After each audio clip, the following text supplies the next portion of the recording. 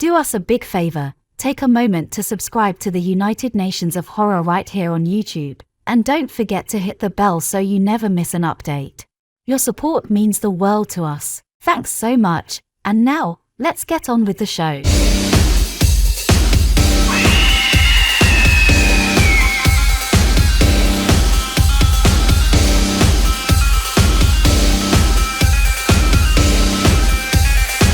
Welcome on, bienvenue, welcome to United Nations of Horror with your host Spark and Jason. Hi Jason!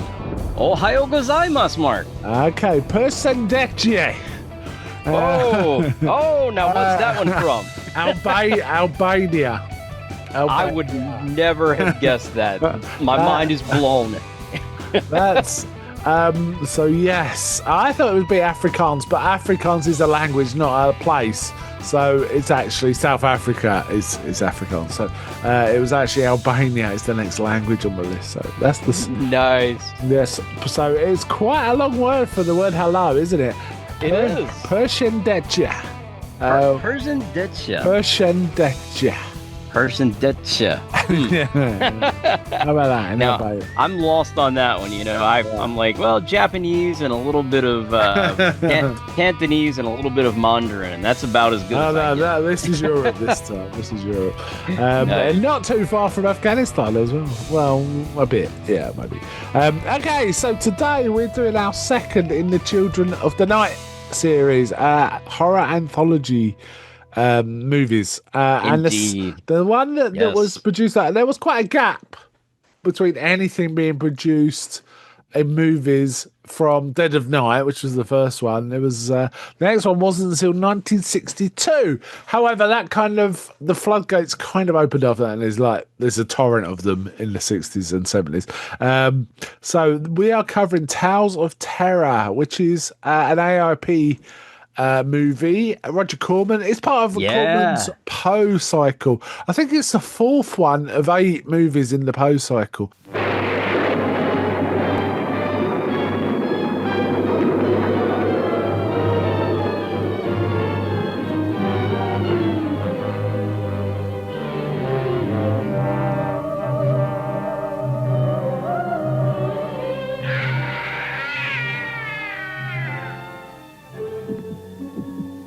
Every drop of blood feels the freezing paralysis of fear, almost stopping your heart, as Edgar Allan Poe unfolds his tales of terror.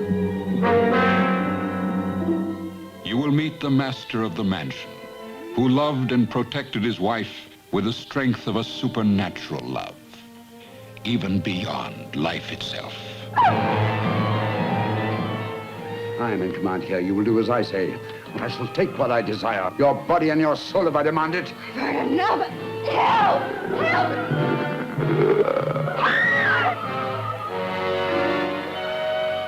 Then you'll enjoy the Black Cat's sardonically humorous tale.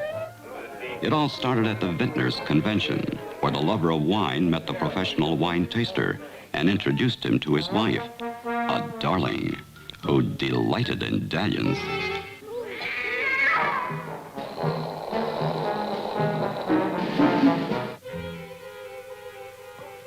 What kind of a man are you anyway? Make love to my wife and doesn't even talk to me. You're insane. That may be, but very clever. Help!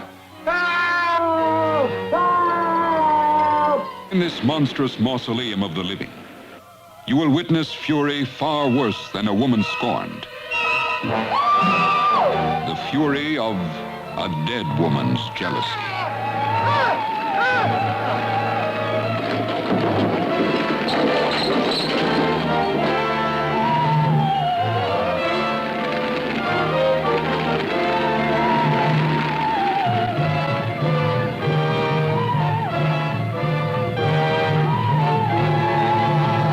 You know what? I thought I'd seen this, and I hadn't. I got it confused with another film which has the same cast, pretty much. I did the same thing. Yeah, and I couldn't remember what it was called. And I looked into it. It's called Comedy of Terrors, which I think I said to you, I think this is kind of a comedy film. And one of the segments is, but not. The other two are fairly serious, so no. Indeed. But Yeah, just gotta mention it hasn't been long. I mean, it's been, I guess, a little bit now, but not too long since Roger Corman passed away. I saw him on Joe Bob Briggs' show not too long before he passed, and like, so yeah, and I it's heard him on the Gilbert Godfrey podcast. Well, that was probably a few years back now, but yeah, he sounded in good health there. yeah, yeah. Even on Joe Bob Briggs, I guess I didn't realize how old he was. He didn't look his age, but Well, he was it's 98. wow. I did not realize that. Yeah, Wow, I didn't wow, either. wow, wow, wow, And wow. and when I That's saw him on amazing. I mean, Joe Bob Briggs, I think it was probably like maybe 6 months before he passed on there. And he really, even then, he looked great. He looked in He's good always health been and a everything. lively fellow. He really has, He Roger has. Corman. Yeah. And So, I really appreciate his work ethic and his. I understand he's a producer as well when he keeps the budgets tight and he knows what he wants to deliver for the audience. But right. he's brought a lot of people a lot of joy over the years with He many, many has. films.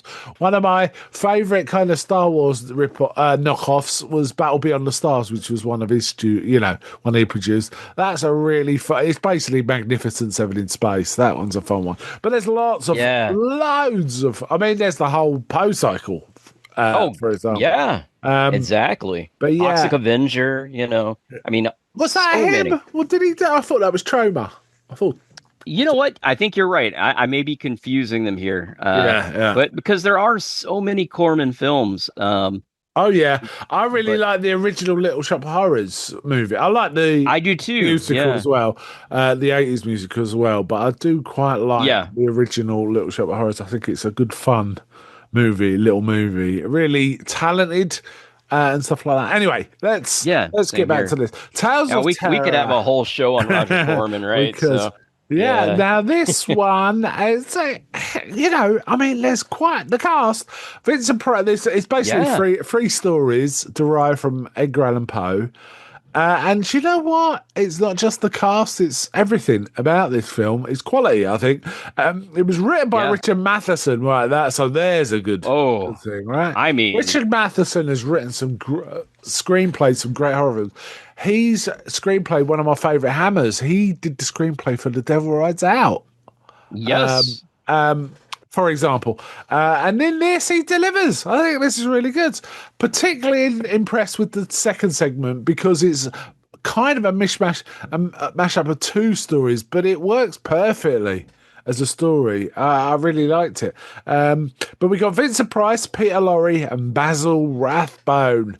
The legendary. OG Sherlock Holmes, right? Yes, Um, exactly. I still love those old Basil oh Rathbone yeah, they're great. Sherlock Holmes films. And also, we should mention, Richard Matheson, definitely well known for I Am Legend. Probably his Yeah, I Am Legend most. and The Incredible Shrinking Man as well. Yes, There are several though. absolutely. That's just tip of the iceberg. He wrote Oh, I mean, Jewel, Steven Spielberg's Jewel, for example, things like that, right? he did so many things. I mean, just like so many sci-fi and fantasy kind of stories. I think kind of you just look at his body of work, and I think everyone's probably read something from him, right? Yeah, and he also did the screenplay for the Comedy of Terrors, which is the film I confused this with. And it's a fun film. But you know what? There's some great other horror. Hell House. Hell House is terrific. Terrific Oh, horror film. absolutely. And loads of things like Twilight Zone. Loads of stuff like that, right? Yeah, he Loads. wrote some of the first Twilight Zone episodes, right? Like really Yes. early on, if I'm not mistaken. Yeah. Um, But if you so want to read a yeah. great book, I Am Legend is terrific, and as is The Incredible or it's actually called The Shrinking Man. When the book came out, it was The Shrinking Man. The film is The Incredible Shrinking Man. But I think I've not read that one, but it's a great read as well. It's a great I Am read. Legend is one of my all-time favorite books. I Am Legend I mean, is better. I'd say it's a slightly more iconic classic, but I really like The Shrinking Man too. There's some really interesting I need chapters. to. Because also Yeah. almost each chapter is like he's lost, he's lost some height. So each chapter, the social dynamics with people is changing. Right. and stuff like that. Like for at one point, he gets to a chapter where he's like only about 4 foot tall, and he starts to realize his wife is treating him more like a child than her Oh, husband. poor Because she's guy. patting him on the head and things like that, right? Because he's small. Things like that, right? Well, It's really interesting, really interesting. being a short man, I can say, hey, I know how you feel. Yeah, but But no, I do need to read he that. That's did cool. quite a lot of these Corman Poe adaptations. He did, and I love all of them actually. Yeah, They're all really good. yeah. Angry Video Game Nerd actually has I like him. a series of videos out on I did not know that. the I Poe haven't followed trilogy. him. Okay. Oh yeah, I'll have to link you, or Yeah. if you want to look him up, or any of our audience. Oh, I members will want do. to. I've still got a hot link to Angry Gate. I think I've got a link somewhere to. Anyway, I can Google it. It'll be fine. It'll be fine. Yeah, good stuff. I'm trying to think of the series. Like I always want to say Monster Vision, but that's Joe Bob's original series. So, but he has a whole Angry Video Game Nerd is actually a really big horror guy too. Right. Yes. Yes. Anyway, let's get to this film. So there's three stories with Vincent Price giving a sort of narrator's overview, typically just quoting a Poe line, a line from Poe directly. Right. So there's very little sort of narration as such. It's only really to intro and close each thing. But he also is a character in each of the different character in each of the three stories. That's what stood out to me is, I mean, I've always kind of felt like Vincent Price was kind of an actor who could, he was a really good actor. Just, I think a lot of people Yeah. just think, oh, he kind of played himself. Overact, But but when he did. When he That's was fair. reined in, for example, Witchfinder General, he was absolutely terrific. But he was, he's the American equivalent of Peter Cushing or Christopher Lee, right? He is. He's He just really is. iconic. He's iconic. You can't really discount him in any way. And Roger Corman used him a lot, and for good reason, right? And he was also, Roger Corman also used Boris Karloff and Basil Rathbone. But he appeared. I don't think I remember him appearing in an early film, more like a historical drama. But it had shades of horror called The Tower of London, and I think Basil Rathbone was in it, and he was horrible. He was an absolute nightmare in it. But he was great. They have that famous drinking sequence together in that, right? I don't remember that.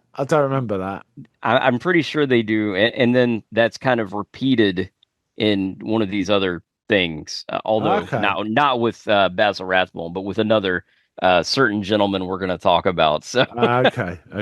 All right, let's get on to the first story. So just in terms of setup, though, it's interesting that the first story is fairly serious. The second story is much jokier. It's got a much lighter vibe, and it's kind of played for comedy, not laugh out loud comedy, but like light drama. Like comedy drama, and then the third one is goes serious again. That was a deliberate choice. Originally, it was going to be three fairly, similar toned, serious horror stories, but they decided the middle one they were going to lighten up. Do you think that worked?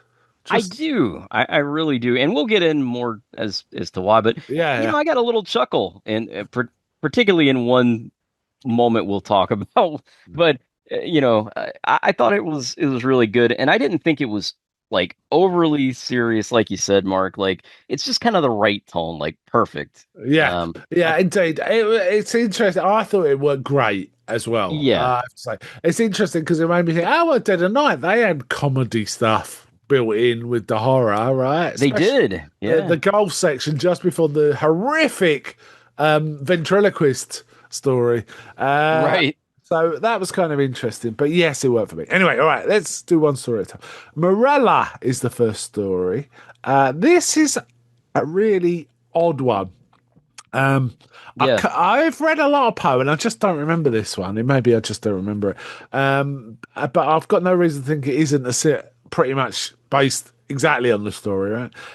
So this is a character called Lenora, travels from Boston to go visit her father, Vincent Price, right?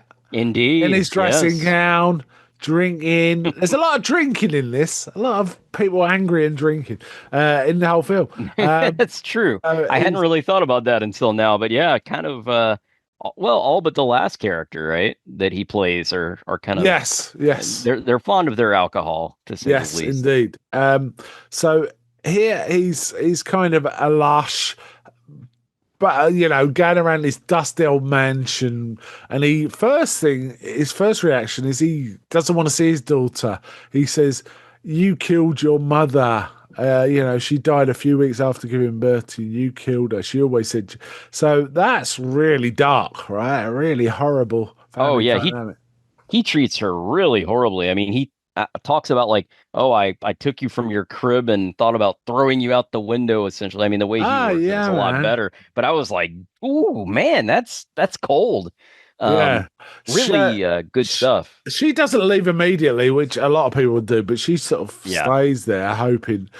I assume she thinks he's a little drunk, saying all this, but then she's horrific. She stumbles across the decayed corpse of her own mother, in a bed, and she cannot believe what her dad is. She said, "Didn't you bury her?" And he goes, "I did bury her, but I couldn't leave her there." So he dug her up again. And he's got, she's properly dried out, zombie-ish looking kind of thing, a desiccated corpse. What did you think of the effect? Covered.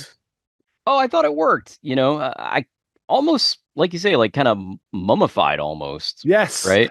Yes, she's I thought it looked good. This is the whole film is sort of lush colour, isn't it? And the sets are really good. They're like solid old houses is how it looks. I don't know if they shot in a house like that or if this is a set. If it's a set, it's a magnificent set. Oh yeah, I love how they made the mansion look like with all the cobwebs and stuff and just dusty and they did a tremendous job. Yeah, it looked terrific. Really good. Really way above what you'd expect. I assume Corman is homaging or is a nod towards Hammer and their set design. I would think so. It definitely feels like he's seen the Hammer films and I've got to, up my game and do it right. That very gothic feel kind of, it's Poe, so it would be. It makes sense. But Poe sometimes goes to like medieval, like Mask of the Red Death, and sometimes it's Victorian kind of era, right?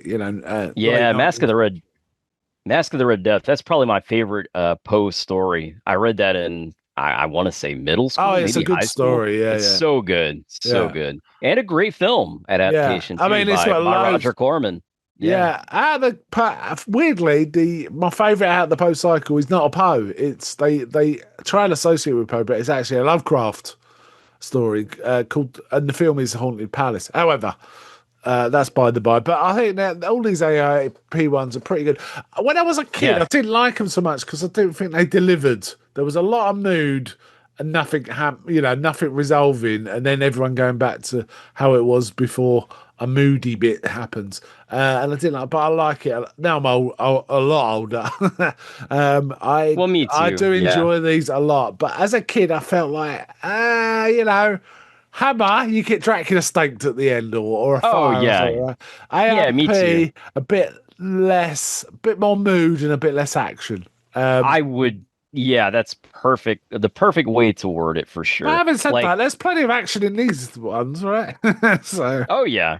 Yeah, but I like the build up in these, I mean, we both love Hammer for sure. Obviously some of my favorite films, but I like these a lot as well. They're well done and well crafted. I'll have to also say the screenplay for this is pretty good because this is a fairly short story compared to the other two. And they pack a lot in terms of character development. The character dynamics change really fast, and it works. It does. As a Fuhrer, it works. For example, Lenore, the father is, Vincent Price is really angry with her and sort of depressed and upset. But she stays around, but she does mention she's got illness. She's going to die from an illness soon, which definitely changes how he feels about her. He then realizes he loves his daughter and, should not be this way. And he wants her to stay and he wants her to be there. However, Morella, his wife, the mummified corpse, she kind of. And there's a special effect shot where the mummified corpse kind of becomes a living, real woman who doesn't look like a mummified corpse. She looks like a woman, right? Looks like his wife. Yeah. She takes hold and she comes up and she attacks Lenora, doesn't she? Chokes her in her sleep. Yeah. It almost looks like a shadow.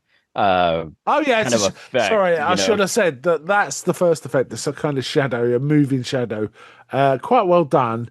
But then Morella then comes back in her own body. Right. Looking exactly the same. Now, you'd think, because he's been hanging around the house, missing his wife and mourning her, this would be great for him. But once he realised what she's done to a daughter, he is really upset, isn't he? He's not. Oh, yeah. He's not. He's horrified. You're back. It's none of that. And then she strangles him. Yeah. Doesn't he drop a candle so a fire starts or something like that? Yeah, I think I'm not sure if he dropped it intentionally. I can't remember if he drops it intentionally or kind of smacks into it, but the bed sheets catch on fire. Yeah, I think he's in a moment of shock. He just accidentally kind of moves a naked flame against some sheets, right? And then the Morella goes back to her weird mummified, and Lenora wakes up briefly. I thought she was kind of dead, but she kind of wakes up briefly, or she smiles, and basically all three of them go up in flames. Right? Yeah. Indeed. It's a very short story. I think it's like 20 odd minutes. It was quite short. I mean, the whole film is 140 or so. And this was by far the shortest of them. Quite good. Look great. Oh, yes, absolutely. I really enjoyed it. Very punchy. Yeah. Would be the I'm word never sure where it's meant to be set because everyone's got an American accent. So, hold on. Lenora came back from Boston. So it is. Yeah. So I'm not sure if it's like outside of Boston or because they're not really specific. It's got a New Englandy vibe, isn't it? Yeah, that's a good word. Yeah, and also they never say exactly like why the mother thought that the daughter was responsible for her death. Because at first I thought, okay, she gave birth. The mother died giving birth to her, but that's not the case. No, she dies a couple of weeks after giving birth, but complications, probably infection or something like that. Right. I didn't even think about that. Or internal bleeding, something along those lines. But she kept saying, she killed, she's killed me and all this. And that's bled into her husband's psyche. Fairly serious. Indeed. Looks great. Very short story. Quite punchy. Okay, so that was Morella, which I believe was pretty much based on the original. Don't know any difference because I can't remember. I've never read that one, so I'm not sure either. I should mention before we move on, I visited the Edgar Allan Poe Museum a couple of years back now, and it's in Virginia of all places, but very cool. Really neat to see kind of all the various Poe items they have on display. So, I'd recommend it if you really love Edgar Allan Poe. It's kind of a small place, but if you're in Virginia, in Richmond, it's worth seeing. Great. That sounds good. I have to tell you, a couple of years ago, about the Eurovision Song Contest, right? The Europe has this yearly song contest where you told me about it. It's really camp and happy and stuff like that, right? Yeah. One country, I think it was only 2 years ago, had a song called Edgar Allan Poe, and they were singing about Edgar Allan Poe. It was quite the shock. Because usually they're like, wow, I am happy, da da da. It's that kind of thing. But this song was about. I'm gonna have to send you on YouTube a link to the song when it was performed because it's like it was a bit jaw dropping. in the middle of this kind of sticky, campy song contest to have a song about it. And it was campy. Oh, very cool. It was, don't get me wrong, it wasn't a serious song, but it's like, Yeah. what a weird subject to submit your country's entry about. Indeed. But yes, Yeah. I We'll have presume to someone see. loves Edgar Allan Poe, right? Indeed, if they're making music about him, for sure. We'll have Yeah. to see if we can insert it into the podcast. I know we can Either insert that, it in. or when we put the show out, I'll just put a link to the Yeah, song. if you're hearing it, in this show, you'll know we were able to put it in. But audio version, no problem, you'll hear it. But if you're listening to the YouTube version, maybe not. So we'll see about that. Right, so the second story, which is a way less serious, a more kind of fun tone, is The Black Cat. This is an interesting one because it's based on the actual two stories from Edgar Allan Poe. It's based on The Black Cat, and it takes some elements from that, and it's also based on a cask of Amontillado. Is it? Okay. Yeah. I did not realize. Well, basically, Cask of Amontillado is all about a man thinking his friend has wronged him. And he tells, I've got this special case of Amontillado. Come down to the basement and try it. And then he kind of walls him up, right?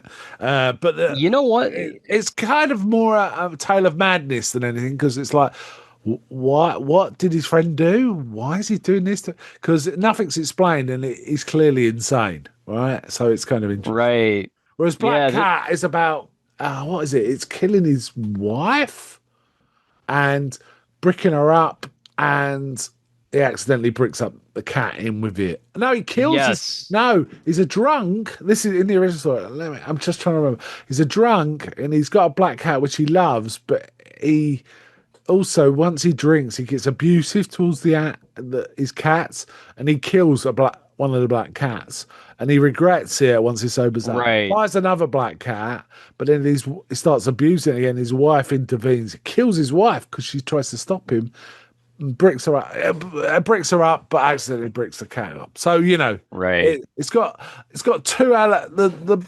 Both stories are kind of merged into this in a quite successful way. It definitely works, doesn't it? I mean, as a story, it's coherent. It's actually probably more coherent than Poe's originals, which is why maybe Matheson did it this way, right? That makes sense. Yeah, because I remember reading The Black Cat, but I mean, that one didn't. It's been so long, it didn't really stick in my mind like some of Poe's other stories, for example. Yeah, it's a very simple short story. Right, okay. So we get Peter Lorre in this one as Montresor Herringbone. I think that herringbone is just a made-up bit, because in the original story is Montresor.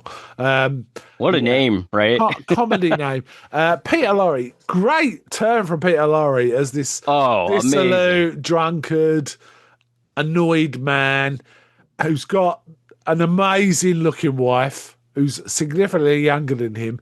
But I was thinking, he just sponges money off of her, all right?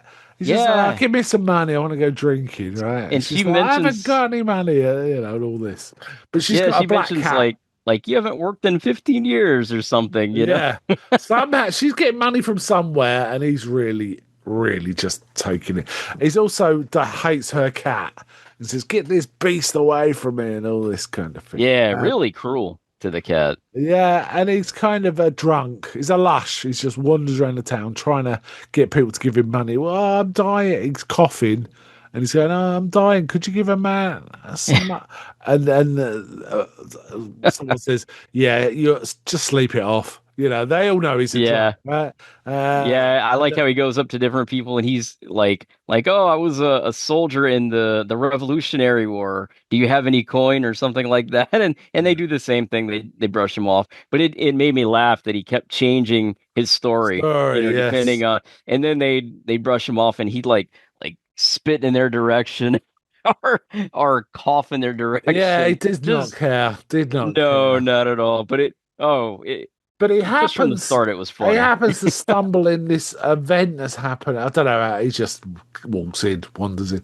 They're having a Yeah. wine tasting, and basically they're saying we've got one of the finest wine tasters in the world. He's going to give a demonstration of his abilities. They're going to give him wine. He's going to tell him about it, basically. And this is Vincent Price's character, Fortunato Lucrezi. I should have mentioned in the first story, I felt that Vincent Price didn't look quite old enough to be the woman's father to me. Did you pick up on that, or do you think it was all right? I think it was all right given the time period. Yeah, because he's Vincent made up Price to look older in the third story, and that works. But in the first, they didn't particularly make him look older, and he looks maybe in his 40s. Would you say?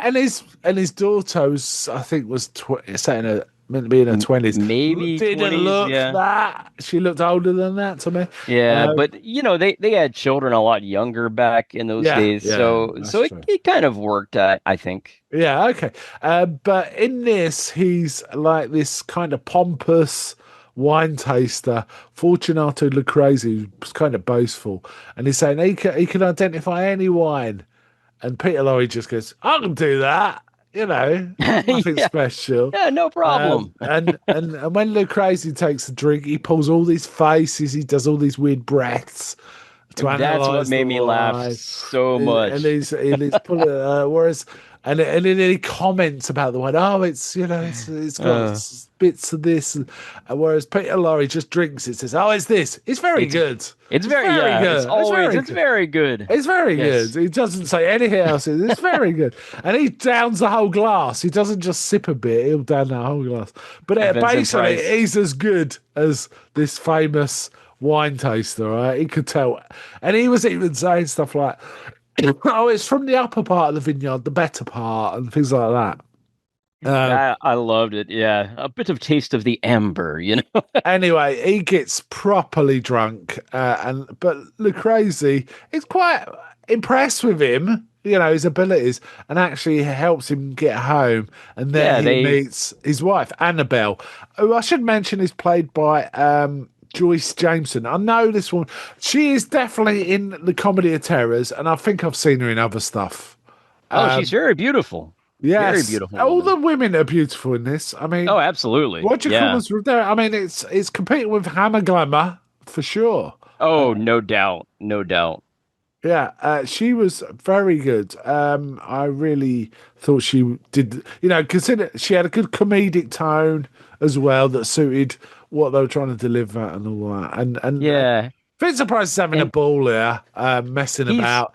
He's so Peter jovial, Peter Lorre's really enjoying it. I've seen Peter Lorre in other things from around this era, and he's not that committed. He's kind of. It's almost like he doesn't really care, but he did care. Yeah. He was doing a good job here. It was kind of pretty good. Both are great for sure. Yeah. But I was surprised just the tonal shift in Vincent Price from going to a very kind of serious role as the father and just a total kind of drunk kind of guy. And he's kind of drunk in this too, but he's a jovial drunk in this. Yes. Not as drunk. He's happy when he's drinking, but when he's not drinking, he's not happy, right? When he has to go home or something, he's not so happy. However, he's pretty happy when he's drinking. And he goes to a bar and starts saying, my wife just gives me money now. She doesn't argue. It's great. And she's really happy about it. And the barman says, when did this change? And he starts going, well, it was, let me think, it was... And then he starts putting it together. He goes, it was, why not the day after the wine tasting?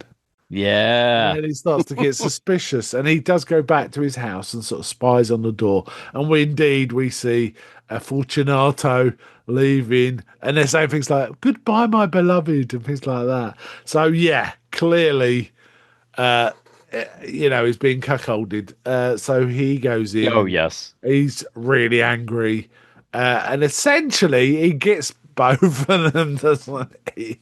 And ties them up and starts bricking them in behind a wall. Alive behind a wall in his basement. Yeah. And he then he's like, oh, where's the money? He can't find the money. So he's like really annoyed. He's walking through the house. He can't find where his wife's money is. But then he stumbles across a vase full of money. In fact, he doesn't even know, he just does he? breaks it.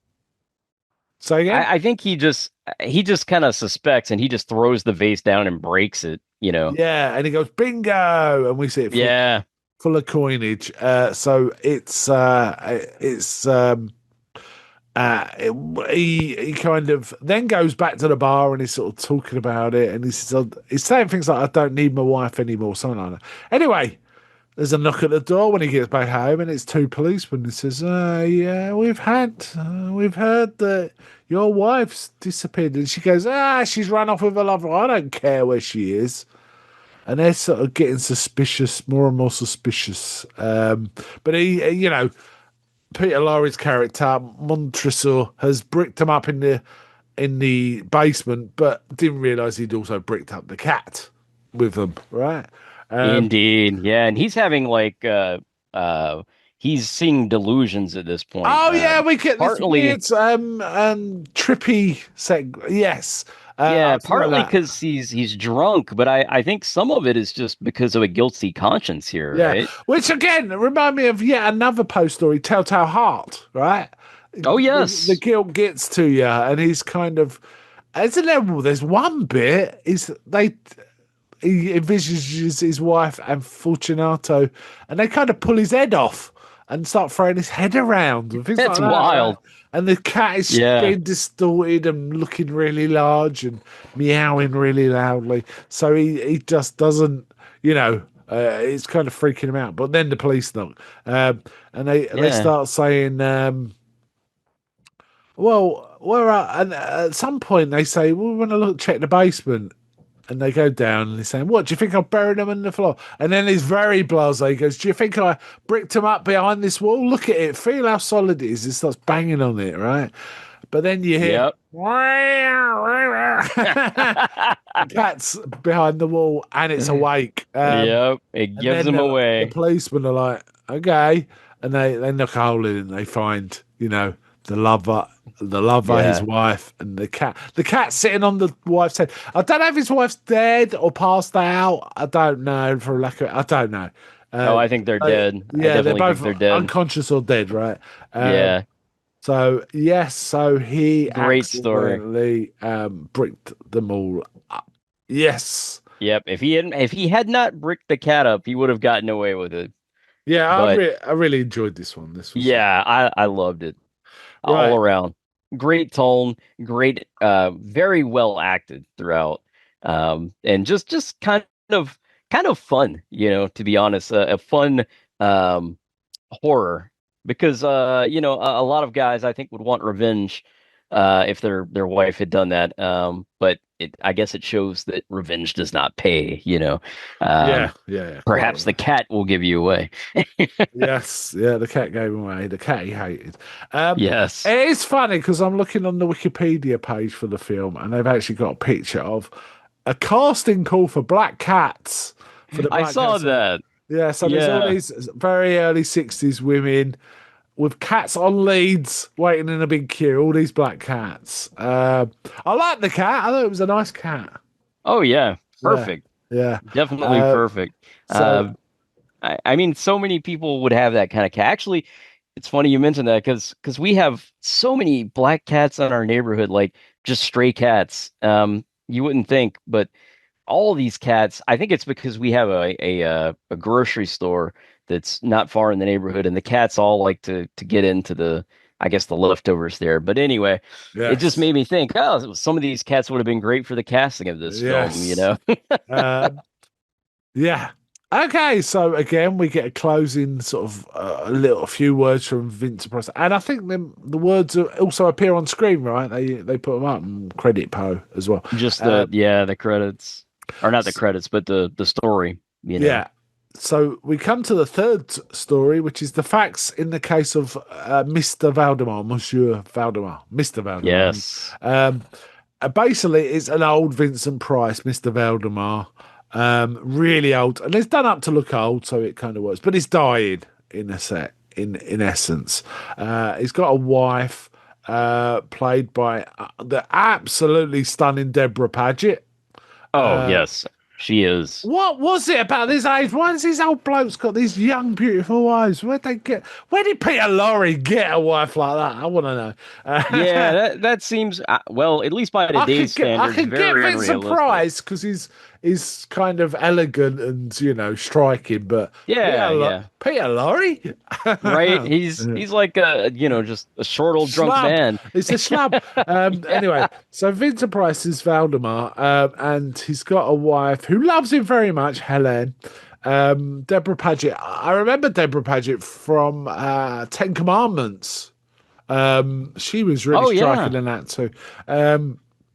And we got Basil Rathbone in this one as Mr. Carmichael. Now, he's also got a doctor, Dr. James, who, has been attending him, but he is dying. But Valdemar's called in a hypnotist, Mr. Carmichael, to help aid his suffering. So he's got a painful terminal illness, basically. And the hypnotism was, is kind of helping him. However, he has agreed with the hypnotist to allow himself to be hypnotized at the point of death and see what effect that will have. Now, his wife and the doctor are really not happy about this. The doctor's like, I don't know if it'll help or not, but it just doesn't sound right, Yeah.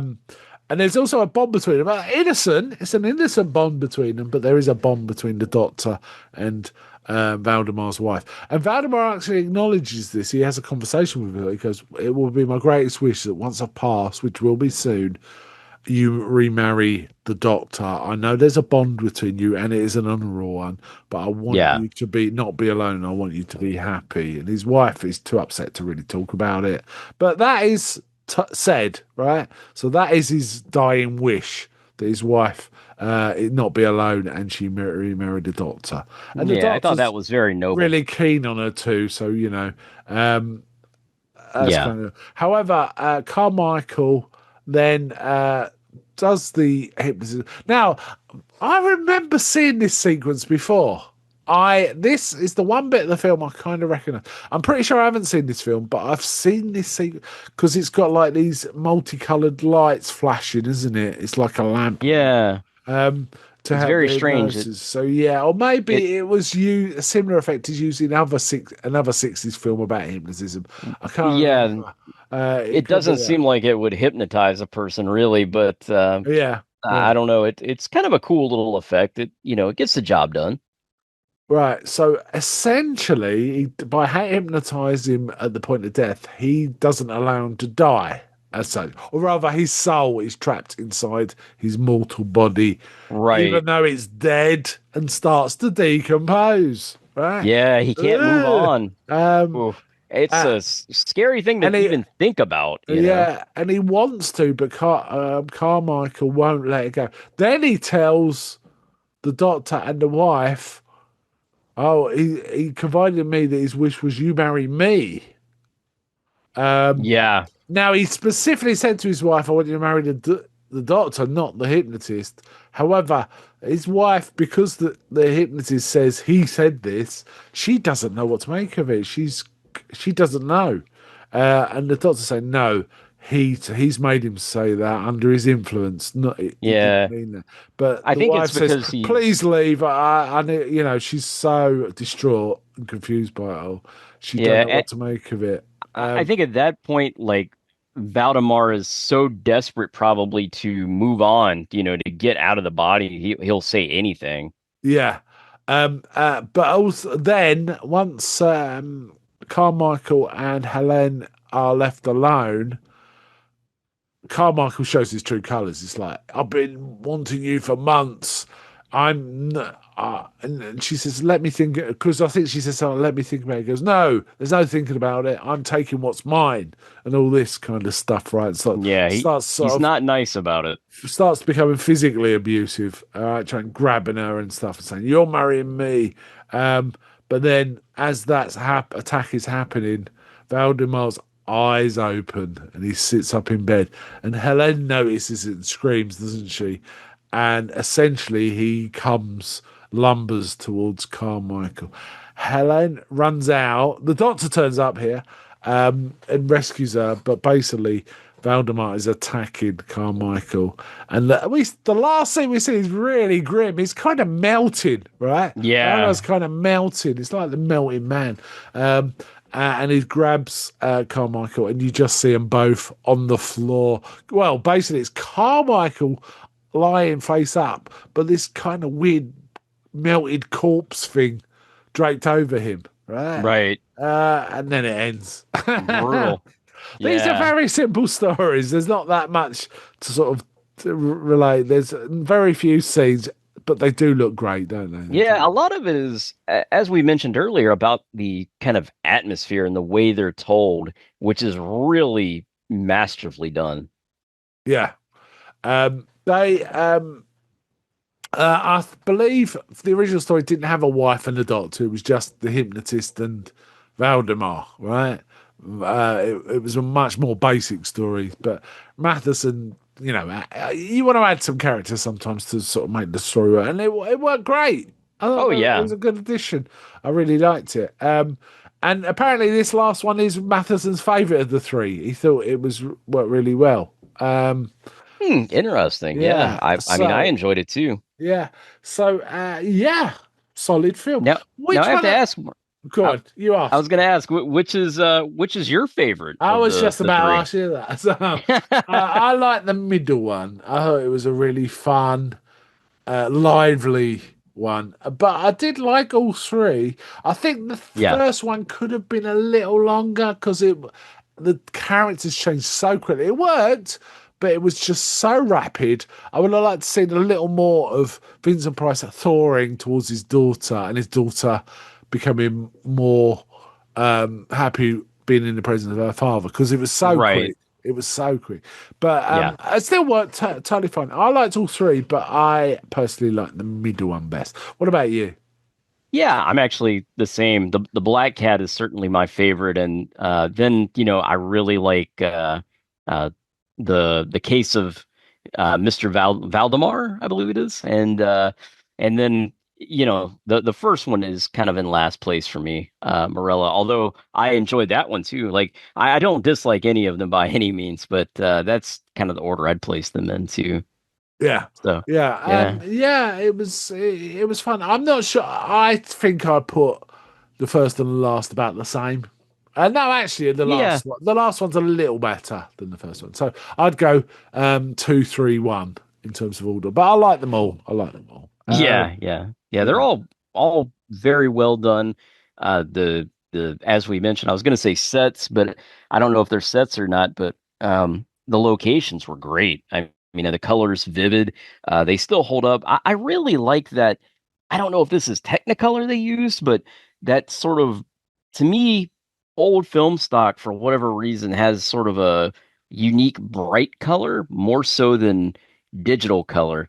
And I really like the look of it. I kind of wish it popped, didn't it? It did pop. It does, yeah. In many ways, I sort of wish we'd go back to that look. I don't know. Yeah, Hammer used, we call it Technicolor. Hammer used Eastman color. This looks like Eastman color. Let me see if I can find.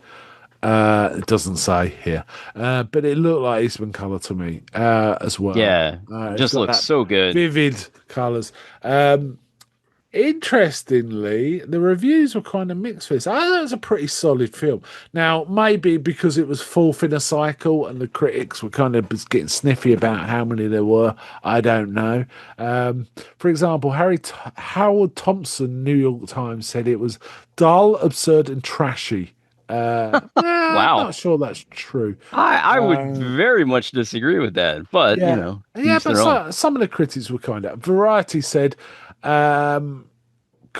Corman plays his latest entry for all it's worth and has assembled some tasty, ghoulish acting talent which have marquee strength, and considers Morella the best of the three, which is fine. I kind of get that. Yeah. I agree with that one a lot more. Yeah, I've another critic labelled it poor. quick scan. Monthly Film Bulletin said, by and large, Roger Corman's Poe adaptations maintain the highest standard in their field since Val Lewton's low-budget horror films of the 40s. That's fair. I think that's a fair comparison. I think that's not one that I'd considered, but yeah, they look classy. They do look good. Oh yeah, really. definitely. So they also mentioned that given it's an anthology format, it's got the added advantage of there's no feeling that the material's been stretched too thin, which is sometimes a thing with Corman's Poe stuff. It feels like this was a 40-minute story stretched to an hour and a half, sometimes, for some of them. Yeah, I agree. Like Lygia, Tomb of Lygia is a bit like that, for example. That's a very good example. Yeah. Whereas others are fine. There's no way The Mask of the Red Death is stretched too thin. That is a perfect sort of movie. That's a great one. There.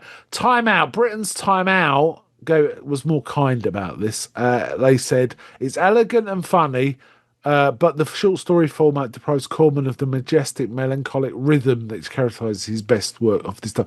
I kind of see that. However, I think this works really well.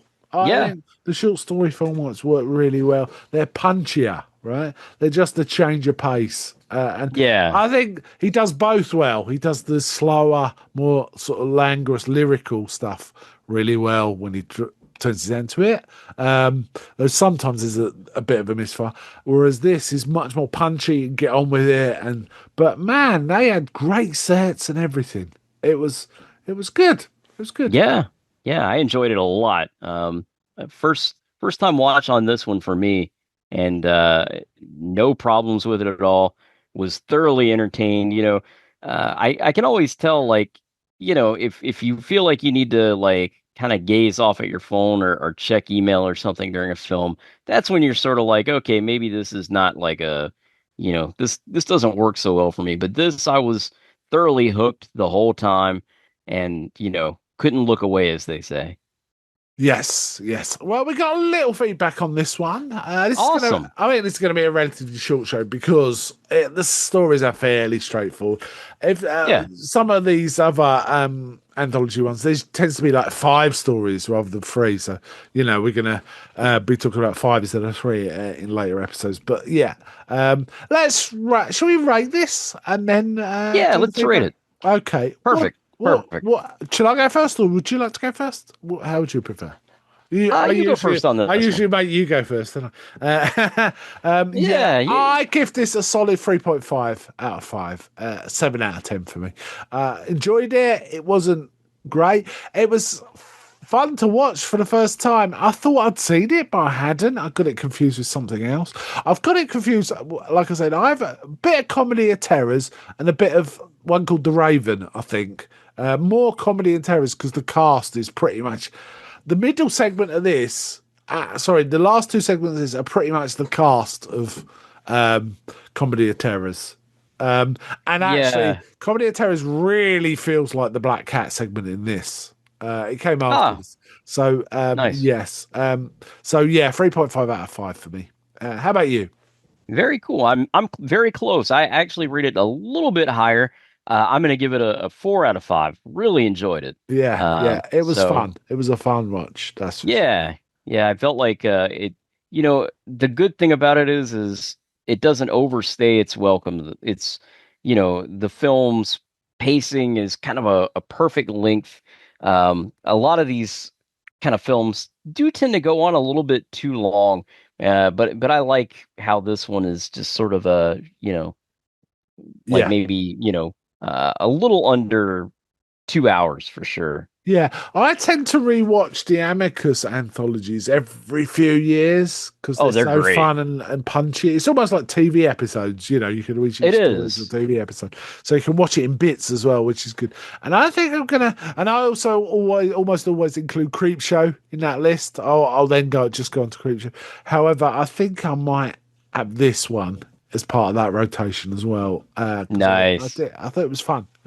I think it's gonna improve with rewatch as well, because you just kind of know what the vibe's coming and you can appreciate it more. So yeah, absolutely. Right, we got we got a little feedback, 2 bits of feedback. Well, 3, but John Souder left 2, so I'll just read it as one. Right, first one is from Rick Powell, friend of the show, friend of our Facebook group, and he just said, "Good one." So he obviously awesome. Always good to hear from you, Rick. We got to get him on again sometime. Yes. It's been a while. A while. Yeah, he's a great chat with, isn't he? Yes, and check out his stories, his books. They're awesome. Rick, I'll spell out the name for anyone listening who's not familiar. Rick Powell, Powell. Lots of short stories in format and stuff like that. There's probably more, and I'm probably misselling it what he's done. But yeah, go find out. Go find out, or come join our Facebook group, and you can chat with him directly. Right? There you go. So our second sort of comments come from John Souder, friend of the show again. Hi, John. John, good to hear from you, man. Yeah. So he says, this adaptation of Poe stories remind me more of an adaptation of EC Comics than practically anything else I've ever seen, including the Tales from the Crypt TV series or both Amicus films. John, there's several Amicus. I think there's 7 or 8. I get confused because one of them I think is Amicus and it isn't, because it's really similar. So I think there's definitely more than 2. There's definitely more than 2. Yeah, he's probably thinking there's one called Tales from the Crypt and there's one called Vault of Horror. So he probably means those 2. But there are many Amicus. And we'll be getting into that, right? Indeed, yes. So yeah, and then he says you got the usual tropes: a blend of horror and humor, spousal revenge. Yeah, that's a big thing in EC Comics, isn't it? They love that. Yeah, colorful gothic atmosphere, retribution from beyond the grave, twist endings, and just desserts. But I suppose that's all goes back to Poe as well. Yeah. Indeed. I mean, in our last episode, I talked a lot about EC Comics, and Dead of Night was kind of felt like it was a precursor. I mean, good stuff. By definition, pretty much anthology horror films summon up the spirit of EC Comics. They just do. Yes. And then John goes on to say, it's also cool to see Joyce Jameson in this. Now, Joyce Jameson was the lady in the second one, the blonde lady we talked about, the striking blonde lady. Oh, yeah. Played Annabelle. She's been in a few Corman films. Indeed, she was in Comedy of Terrors. She's been in a few Corman films, as well as a couple of stone cold classics, The Outlaw Josie Wales and Billy Wilder's The Apartment. So yes, nice. Good Joyce catch. Jameson's got some pedigree to her film, as is Deborah Paget from 10 Commandments, and I think she was also in Love Me Tender with Elvis as well. Yes, she was. Yeah, but she's super striking. She's like she makes your jaw drop. Oh, absolutely. So striking in the 10 Commandments. So yes. If she came into a room, I think everyone would do the cartoon jaw drop, or maybe the wolf whistle, where their eyes are bugging out. Not these days. Not anymore. No, we don't do that. Oh, no, of course not. Of course not. No. We're very proper now. So that is our feedback for Tales of Terror. So that was a fun one. Thank you. That was a blast. I can't remember our next one. Our next one is there's a couple of possibilities. We'll discuss it off air, because I have one of them's a little long and a bit dry. But should we just miss those, or should we carry on with them? They're an interesting one, because it's a European one with a lot of British actors. But also American, for example. Well, I won't talk about the specific film. We'll talk about it off air when we decide which one we're covering next. But we will certainly be bringing you another anthology horror in a couple of turns, right? We'll kind of break it up. We've got some Action Zone stuff coming up as well. Oh yeah, so, we're keen on the Action Zone. We're kind of we're juiced on the Action Zone, aren't we? So, I gotta mention, like, the Action Zone episodes have done like really big numbers. Like it surprised me. So thanks for everyone who has listened to and commented on those. Of course, it's great to have new listeners, and we appreciate everyone who's been with us and continues to listen Okay. after all these years. So yes, maybe we'll bring in some of the comments about the last action episodes on the next Action Zone. We can actually just talk about some of the feedback we got. Maybe, I don't know. Yeah, sounds good. Yes. All right. Okay. I think is it time to I think so. I think we should wrap it up. Well, we want to again thank everyone for listening and for watching the United Nations of Horror. Come join us on our Facebook community. We're at facebook.com/groups/UN of Horror. As we always say, one of us. One of us. And you can find us on YouTube at www.youtube.com/@United Nations of Horror, all one word. And wherever you listen to your fine podcasts, we're on iTunes, we're on Spotify, all those great places. Just search for United Nations of Horror and we should come up. Also, I want to mention to check out Mark's podcast, The Good, the Bad, and the Odd. And that is at www.youtube.com/@goodbadodd, all one word. Oh, thank you. I wasn't expecting that. Oh yeah, man. We got to give the plugs. Mark's podcast is awesome. You and Sam do a tremendous job. So I'm not caught up, but definitely give it a listen. Yes. And we also now have a Discord, which we're working on that still, but you can find that in the show notes. And we're gonna do some watch-alongs on YouTube and Discord in the near future. That's still in the planning stages. I keep saying that every episode, but I promise it is gonna happen, guys. So bye from me. And bye from me. And we'll see you right back here next time on the United Nations of Horror. The United Nations of Horror is a podcast about all things horror. From thrillers of yesteryear to today's modern horror, we are here to present fun and intelligent conversation about the genre films we love. Join us and please help spread the word about the United Nations of Horror podcast and videocast to horror fans across the globe. Find the podcast on all fine podcasting services. Join us on Facebook by simply going to facebook.com and entering in United Nations of Horror. You can also find us on YouTube by going to youtube.com and searching for United Nations of Horror podcast.